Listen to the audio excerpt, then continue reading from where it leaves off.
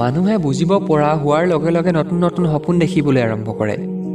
বহু লোকে নিজৰ সপোনক পূৰণ কৰিবৰ বাবে অহৰহ চেষ্টা চলায় আৰু সফলতা লাভ কৰিবলৈ সক্ষম হয়। তাৰ বিপৰীতে আন বহু লোকে সফলতা লাভ কৰিব নোৱাৰে। 50-60 বছৰ হোৱাৰ লগে লগে বহু লোকে ভাবে এতিয়া মোৰ বয়সেই নাই। বহু লোকে সাহসেই নকৰে সপোন দেখা আৰু সেই সপোন পূৰণ কৰাৰ।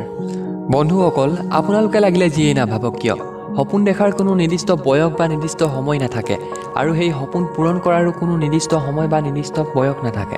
এবাৰ 540টাৰ কোম্পানীৰ ভিতৰত এটা ৰিচাৰ্জ কৰা হৈছিল। সেই ৰিচাৰ্জৰ তথ্য মতে সেই সকলোবোৰ কোম্পানীৰ ফাউণ্ডাৰে 40 বছৰ বয়সৰ ওচৰে পাজৰে তেওঁলোকৰ কোম্পানীসমূহ আৰম্ভ কৰিছিল। ইয়াৰ উপৰিও বহু লোক আছে যিসকলে 60-70 বছৰ বয়সতো তেওঁলোকৰ নিজৰ সপোনৰ পাতনি মেলিছিল আৰু সফলতা লাভ কৰিবলৈ সক্ষম হৈছিল। কিন্তু নাজানো কিয় ইয়াৰ পিছতো বহু লোকে 35-40 বছৰ বয়সতে পৰিস্থিতিৰ সন্মুখত হাৰ মানি যায়, পৰিস্থিতিৰ সন্মুখত নিজৰ সপোনক পাহৰি যায়।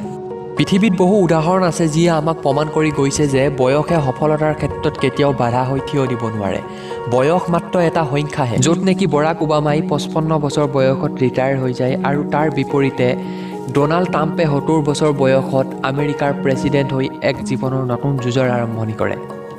ব্ৰমেন ইৰাণীৰে তেওঁ ফিল্ম কেৰিয়াৰৰ পৰা সকলোতকৈ ডাঙৰ ব্ৰেক তেতিয়া পাইছিল যেতিয়া তেওঁৰ বয়স আছিল 44। মৰ্গেন ফ্ৰিমেনে তেওঁৰ প্ৰথম মেজাৰ ৰোল তেতিয়া পাইছিল যেতিয়া তেওঁৰ বয়স আছিল 52 বছৰ। দীপা মালিকে স্পৰ্ট কেৰিয়াৰ আৰম্ভ কৰিছিল 36 বছৰ বয়সত আৰু তেওঁ প্ৰথম অলিম্পিক খেলত চিলভাৰ মেডেল লাভ কৰিছিল যেতিয়া তেওঁৰ বয়স আছিল 40 বছৰ।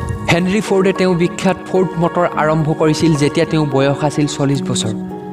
দীনেশ মোহনে 60 বছৰ বয়সত ডিপ্ৰেছনৰ পৰা বাহিৰ হৈ নিজকে ট্ৰান্সফৰ্ম কৰে আৰু এজন ছুপাৰ মডেল হ'বলৈ সক্ষম হয়। ৰবাৰ্ট নয়ছে ইণ্টেল কোম্পানীৰ আৰম্ভণি কৰিছিল যেতিয়া তেওঁৰ বয়স আছিল 41 বছৰ।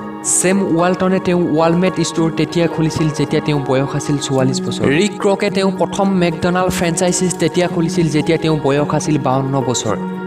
ইয়াৰ উপৰিও গ্ৰেণ্ডমা মচিছে তেওঁ পেইণ্টিং কেৰিয়াৰ আৰম্ভ কৰিছিল 78 বছৰ বয়সত যেতিয়া তেওঁ এখন পেইণ্টিং 2006 চনত 10 লাখ টকাত বিক্ৰী হৈছিল। ৰিড হেষ্টিংছে নেটফ্লিক্সৰ আৰম্ভণি কৰিছিল যেতিয়া তেওঁৰ বয়স আছিল 47 বছৰ।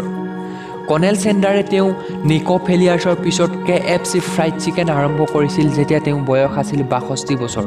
বৰ্তমান সময়ত 60-70 বছৰ বয়স হোৱাৰ লগে লগে মানুহৰ জীয়াই থকাৰ ইচ্ছা নাথাকে। হেৰী বেৰিষ্টাইনে 93 বছৰ বয়সত প্ৰথম কিতাপ লিখাৰ আৰম্ভ কৰিছিল। 97 বছৰ বয়সত তেখেতৰ প্ৰথমখন কিতাপ পাব্লিছ কৰি উলিওৱা হৈছিল। তাৰ পিছতো তেওঁ বহু কিতাপ পাব্লিছ কৰা হৈছিল আৰু কোৱা হয় তেওঁ মৃত্যু আগমুহূৰ্তলৈকে লিখা অব্যাহত ৰাখিছিল আৰু তেওঁৰ মৃত্যুৰ পিছতো বহু কিতাপ পাব্লিছ কৰি উলিওৱা হৈছিল।